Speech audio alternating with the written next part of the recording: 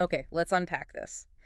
Have you ever felt like you're just constantly battling something, maybe a really minor inconvenience or, something someone said? Oh, absolutely. And it just completely hijacks your day, right? Your Hmm. mood, your energy. Yeah, like every little challenge suddenly feels like this huge crisis. It's incredibly common, isn't it? Yeah. We get caught in this loop where the reaction feels way bigger than the actual event. Hmm. And that's exactly the territory we're digging into today, using Richard Carlson's, well, it's a total classic, Don't Sweat the Small Stuff. Hmm. And it's all small stuff. Right from the get-go, like in the introduction, he hits you with this core idea. Mm, We tend to react to life's little bumps by just overreacting, totally. Blowing things way, way out of proportion. living as if everything is some kind of five-alarm fire. Even when objectively it's really not. And the surprising thing the book points out, maybe a bit counterintuitive, is that this constant state of alarm, it actually holds us back. It doesn't help us cope at all. No, it makes things worse. It trips us up. Gets in the way of thinking clearly or solving the actual problem or just, living with any kind of ease. Exactly. So for this deep dive, our mission is really to pull out the best, most actionable insights, the simple strategies from this book. We want to help you find that softer, more graceful path he talks about. Help you cut through all the noise and really zero in on what genuinely matters. So let's start right there. Why do we do this?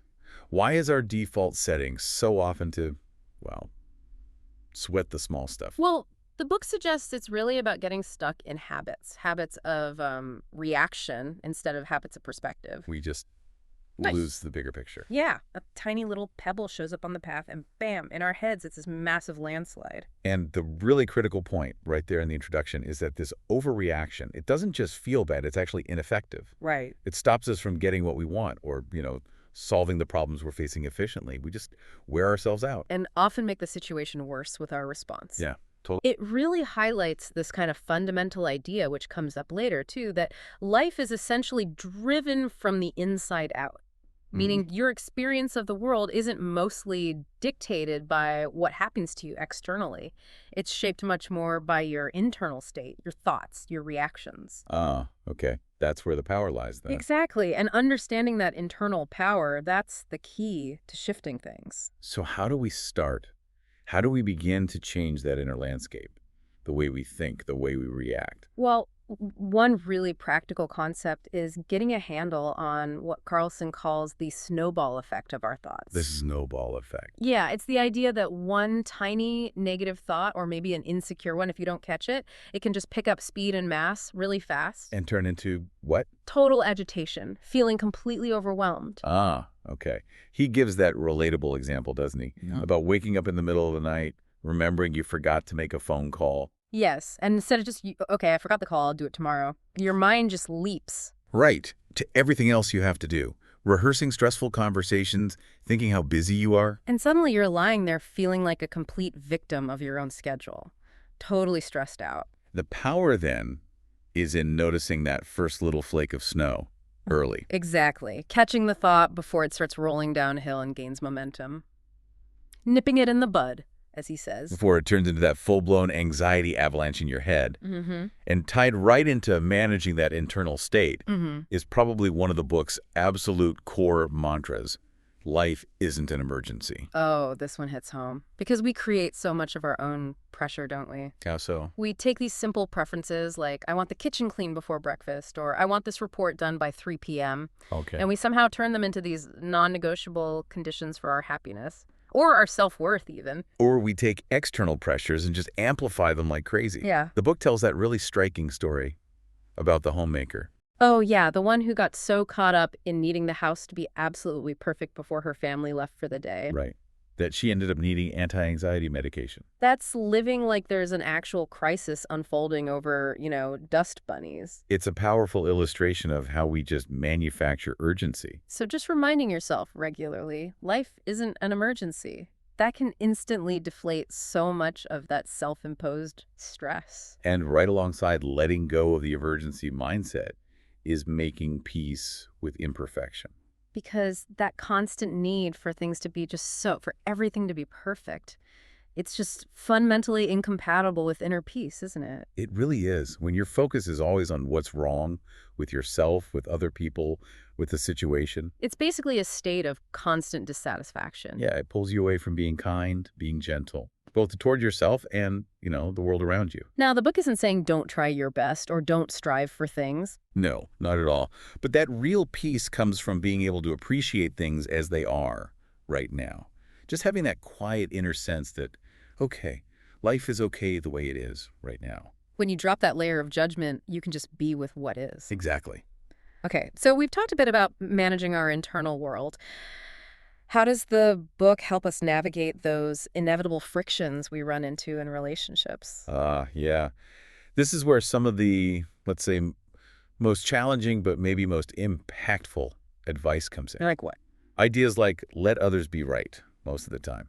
And that related principle, choose being kind over being right. Ooh, this one is tough. That automatic urge to correct someone, to prove your point, win that little argument. Think about the sheer mental energy that takes. It's exhausting. And honestly, how does it make the other person feel? Well, Carlson puts it pretty bluntly. Has anyone ever genuinely thanked you for correcting them?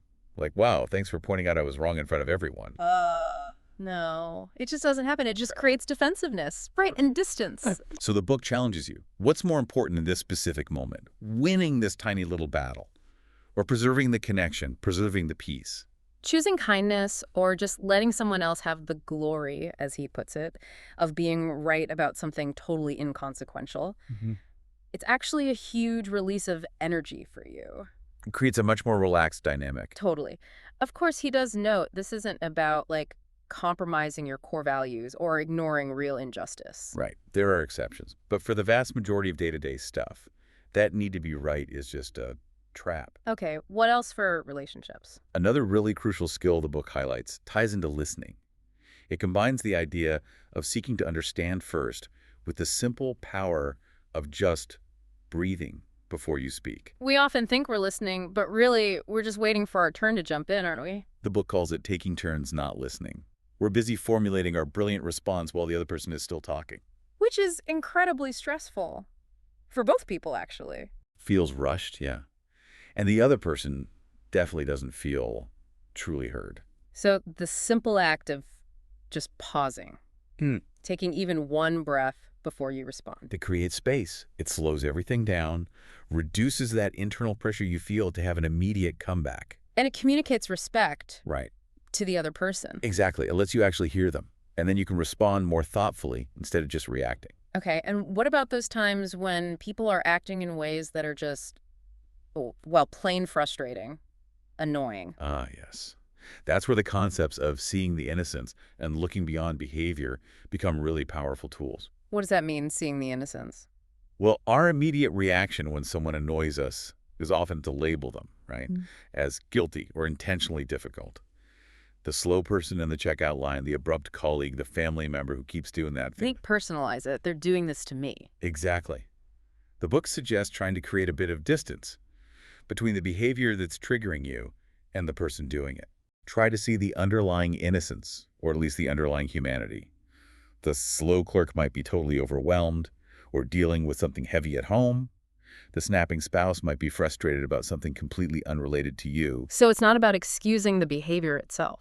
No, not necessarily. It's about shifting your internal perspective towards the person behind the behavior. Ah, okay. That makes sense. And that shift towards compassion, even if it's just a quiet internal thought, it kind of disarms your own frustration. Yeah. It makes you less personally bothered by what other people do. Which is a huge win for your own peace of mind. Absolutely massive. So moving beyond those specific interactions, how does the book help us gain a kind of broader perspective on life's inevitable bumps and challenges? A really great tool for that is what Carlson calls the time warp game. The time warp game. Yeah, it's simple. Just asking yourself, will this matter a year from now? Oh, I love this one. Because it instantly puts so many of those everyday annoyances into perspective, doesn't it? Totally. That argument that feels like the end of the world right now, that mistake at work that feels catastrophic, that thing you lost that's sending you into a panic. Seriously, will you even remember it in 12 months? Probably not. For most things we sweat over, the answer is almost certainly no.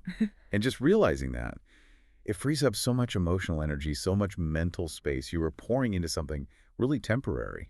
And for maybe a more intense perspective check, the book offers the idea of imagining yourself at your own funeral. Okay, yeah, that sounds a bit morbid maybe. It does, but it's actually a really powerful reminder of what truly matters in the end. Because people reflecting from that viewpoint, they universally wish they hadn't worried so much about the small stuff, right? Exactly. They wish they'd prioritized time with loved ones or spent more time doing things they genuinely loved. So it's a profound prompt to live differently now, based on what you know you'll value most later on. And related to this is a concept that really flies in the face of our modern obsession with productivity. Reminding yourself that when you die, your in-basket won't be empty. Huh. That's so true. It goes against everything, that ingrained drive to get it all done, clear the list. We live as if the ultimate goal is like inbox zero or a perfectly checked off to-do list. But the nature of life is, the in-basket is infinite. New things always show up. It never ends. So chasing that elusive empty state means you're constantly postponing happiness or time with family or just moments of peace. The book is such a crucial reminder here. Almost everything can wait, really. The business will go on. Someone else will handle the tasks eventually. Your peace, your happiness, and the happiness of the people you care about. That's infinitely more important than completing the list. Which leads right into another simple but really powerful ongoing practice. Just keep asking yourself, what's really important? It's so easy to get lost in the weeds, isn't it? The daily demands, the responsibilities, the distractions. Totally. So regularly pausing, taking that breath we talked about, and just asking that question, it helps you recenter. Get back to your core priorities. Maybe health, relationships, your values, your inner state. Instead of just getting swept away by all the less significant demands, clamoring for your attention. Okay, so this isn't just theory. How does Carlson suggest we actually make these shifts happen in our daily lives? It takes practice, right? Oh, absolutely. It's all about practice. And one really simple daily practice is just taking a moment each day to think of someone or something to thank. Gratitude. It's so deeply connected with inner peace. It really is. Just taking a few seconds, maybe first thing in the morning, to deliberately bring someone or something you're grateful for into your mind, it actively shifts your attention. Away from potential frustrations or negativity. Exactly. It's hard to feel super stressed or annoyed when you're genuinely feeling grateful in that same moment. Sure. Another really fundamental practice is carving out intentional quiet time. Whether that's like formal meditation or just simple reflection, or even just sitting in solitude for a little bit each day. The book really stresses how important this is, especially to counterbalance the constant noise and confusion of modern life. Even just 10 minutes can make a real difference. A quiet mind, Carlson says, is basically the foundation of inner peace. It helps you see things more clearly, recognize the small stuff for what it is before you get all tangled up in it. And then, to extend that peace beyond ourselves, the book talks about developing compassion. And practicing random acts of kindness. Yeah, developing compassion, that means actively trying to put yourself in other people's shoes, expanding your circle of concern. Which naturally takes the focus off your own little annoyances, doesn't it? Totally. And it increases your sense of connection, your gratitude. And practicing random acts of kindness. That's the perfect way to put that compassion into real, tangible action. Doesn't have to be big, grand gestures either. Like Mother Teresa said, right? We cannot do great things, only small things with great love. These small acts, they don't just benefit the receiver, they profoundly shift the giver's state, too. Absolutely. And ultimately, all these different practices, they build on this one core principle the book really emphasizes. Remember that you become what you practice most. Ah, yeah. This is kind of the takeaway everything points back to, isn't it? It really is.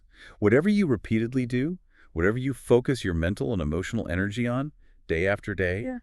that's what you cultivate inside yourself. So if you constantly practice being stressed out, focusing on what's wrong, reacting defensively to every little thing, Well, you'll get very, very good at being a frustrated, anxious person. but if you consciously choose to practice patience or kindness or gratitude or shifting your perspective or taking that quiet time, You build those muscles. Yeah. You actually become more peaceful, more centered, more resilient. it's a direct result of where you put your daily energy and intention. So really, in essence, don't sweat the small stuff. Yeah. Isn't about pretending problems don't exist or that life is always sunshine and rainbows. No, it's fundamentally about changing your inner world, your perspective, your reactions, kind of regardless of what's happening externally. Peace isn't some destination you reach when everything is finally perfect.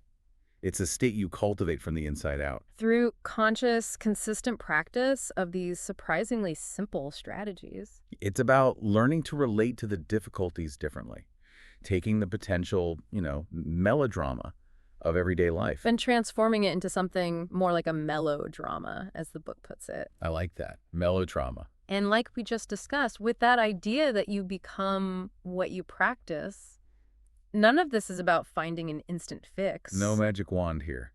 It takes intention, it takes repetition, and definitely patience with yourself as you build these new habits. So we really encourage you listening. Maybe just pick one or two of the ideas we talked about today, whichever ones really resonated with you. And just commit to trying them out. Experiment a little. See how they feel. See what shifts you start to notice in your own experience. Because, as one of Richard Carlson's friends wisely pointed out, and it's the final thought he shares in the book, life is too important to take too seriously.